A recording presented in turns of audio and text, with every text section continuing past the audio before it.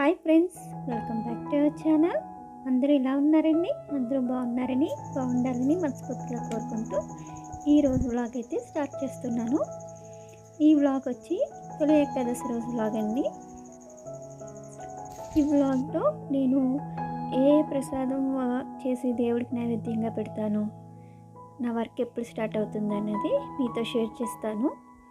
Morning 4:30కి work అనేది start చేస్తే 5:15కి cleaning work అయితే అయ్యిందండి.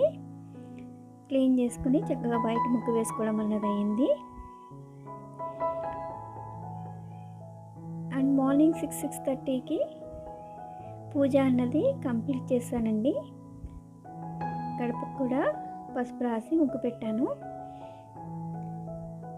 అండ్ తులసి కోట అండి, తులసి కోట ఎక్కడ తీసుకున్నారు అని చాలామంది కమెంట్ సెక్షన్లో అడ్రస్ అడుగుతున్నారు. నేను మళ్ళీ నెక్స్ట్ వీడియోలో అడ్రస్ అన్నది పోస్ట్ చేస్తా అండి.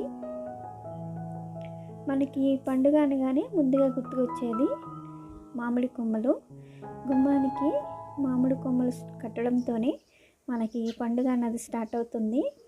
తొలి ఏకాదశి అంటేనే హిందువులకు తొలి పండుగ అండి. తొలి ఏకాదశినే శయన ఏకాదశి అని కూడా అంటారు. పండుగైనా ఏదైనా సరే వర్క్ అయితే స్టార్ట్ అవుతుంది కదండి. నైట్ అయితే వెసల్స్ డిష్ వాషర్లో వేసి మార్నింగ్ అయితే తీస్తున్నాను. ఇప్పటి నుంచి నా వర్క్ అయితే స్టార్ట్ అవుతుంది. అంతేకాదండి, తొలి ఏకాదశి రోజు నేను ఉపవాసం చేస్తాను. అంటే పాలు పళ్ళు తీసుకుని ఉపవాసం చేస్తాను.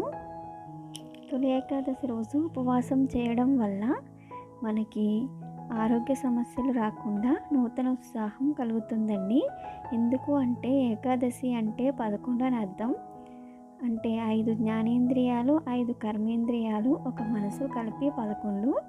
ఈరోజు ఉపవాసం చేయడం వల్ల మనకి ఇంద్రియ నిగ్రహం పెరగడంతో పాటు రోగాలు రాకుండా ఉంటాయి. ఇది తొలి ఏకాదశి రోజు నా బ్రేక్ఫాస్ట్ అండ్ లంచ్ అండి. ఫ్రూట్స్ అండ్ మిల్క్ అంటే అతిగా ఏమీ తీసుకోకూడదు. మార్నింగ్ ఒక బనానా అండ్ లంచ్లో ఒక ఫ్రూట్ తీసుకుంటాను అంతే.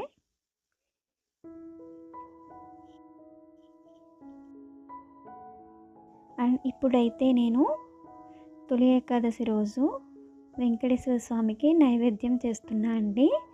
ఇదైతే ఆంధ్రాలో తూర్పుగోదావరి జిల్లాలో ఎక్కువగా చేస్తూ ఉంటారు. దానినే హారతి అంటారండి. ఇప్పుడైతే నేను ఒక కప్పు బియ్యం పిండికి కప్పున్నర వాటర్ తీసుకుని కొంచెం సాల్ట్ వేసుకుని మరిగించాను. ఇలా మరిగిన తర్వాత 1 కప్పు బియ్యం పిండి తీసుకున్నాం కదా, ఆ బియ్యం పిండిని కొద్దిగా వేస్తూ కలపాలి. ఒక్కసారి వేసారంటే ఉండలుగా వచ్చేస్తుంది. చూస్తున్నారు కదా, ఈ విధంగా కలిపిన తర్వాత ఒక 5 నిమిషాలు మగ్గించాలండి. బాగా మగ్గిన తర్వాత దానిని ఒక ప్లేట్లోకి ట్రాన్స్ఫర్ చేసుకుని చపాతీ పిండిలా చేసుకోవాలి. అంటే వేడిగా ఉన్నప్పుడే కొంచెం వాటర్ అద్దుకుంటూ చేయాలండి. ఇప్పుడు కొంచెం బియ్యం పిండి అన్నది వేసుకుని తాలికలు అన్నవి చేసుకోవాలి. మనం కరెక్ట్గా మెజర్మెంట్స్తో చేసాము అంటే తాలికలు చూస్తున్నారు కదా విరగకుండా వస్తాయండి. ఈ విధంగా తాలికలన్నీ చేసుకుని పక్కన పెట్టుకోవాలి. ఈ విధంగా ఒక కప్పు బియ్యం పిండికి ఇన్ని తాలికలన్నీ వస్తాయి. చూస్తున్నారు కదా. ఇప్పుడు ఇంకో గిన్నె తీసుకుని దాంట్లోకి ఒక కప్పు బియ్యం పిండికి 2.5 కప్పులు వాటర్ వేసుకోండి. ఈ విధంగా వేసుకున్న తర్వాత కప్పున్నర బెల్లం వేసుకోవాలండి. మనం కప్పు బియ్యం పిండికి కప్పు బెల్లం అయితే సరిపోతుంది. అది మీరు స్వీట్ ఎక్కువగా తింటారు అంటే 1.5 కప్ వేసుకోండి. లేదు అనుకుంటే ఒక కప్పు బెల్లం వేసుకుంటే సరిపోతుంది.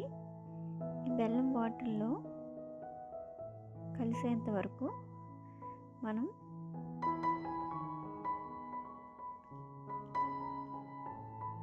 మరిగించుకుంటే సరిపోతుందండి. పాకం రానవసరం ఉండదు.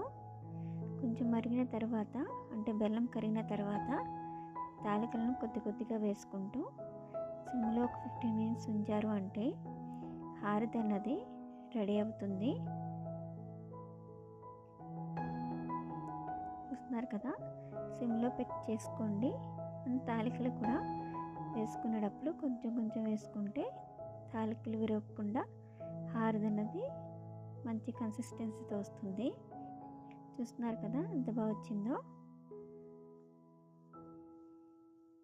అదే ఇక్కడ తెలంగాణలో అయితే జొన్న పేలాల పొడిని బెల్లంతో కలిపి నైవేద్యంగా పెడతారండి. జొన్న పేలాల పొడిని మనం ఇప్పుడు వర్షాకాలంలో తినడం వల్ల మనకి బాడీలో వేడి అన్నది పెరుగుతుంది. మనకి ఈ టైంలో ఎలాంటి డిసీజెస్ రాకుండా చేస్తుందన్నమాట. ఇదైతే మార్నింగ్ బ్రేక్ఫాస్ట్ అయితే ప్రిపేర్ చేశానండి.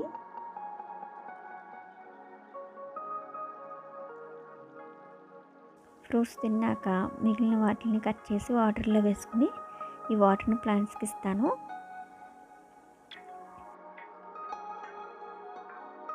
ఇప్పుడైతే ఇది మరువ మొక్క అండి. ఇంట్లో మరువ మొక్క చాలా పెద్దగా అయింది.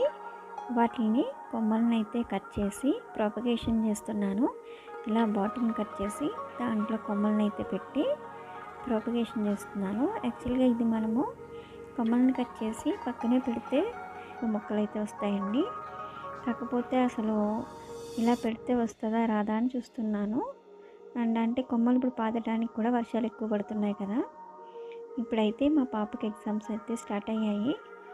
మ్యాథ్స్ ఎగ్జామ్ ముందు రోజు ప్రాక్టీస్ అయితే చేస్తుందండి. మా పాపకి ఒక సమ్ అయితే రాలేదు, దాన్ని అయితే నేను ఎక్స్ప్లెయిన్ చేస్తున్నాను. మా పాప చేసిన మిస్టేకే నేను చేయడం వల్ల సమ్ అన్నది సొల్యూషన్ అయితే రాలేదు. మ్యాథ్స్ చేసేటప్పుడు ఒక మైనస్ ప్లస్ కూడా మిస్టేక్ అయినా మనకి ప్రాబ్లం చాలా పెద్ద ప్రాబ్లంగానే కనిపిస్తుంది. చూస్తున్నారు కదా, జస్ట్ క్రాస్ మల్టిప్లికేషన్లో మనం మైనస్ ప్లస్లో ఎలాంటి చిన్న మిస్టేక్ చేసినా సెకండ్ స్టెప్లోని మనకి సమ్ అన్నది అయిపోతుందండి. దీన్నైతే ఎక్స్ప్లెయిన్ చేశాను.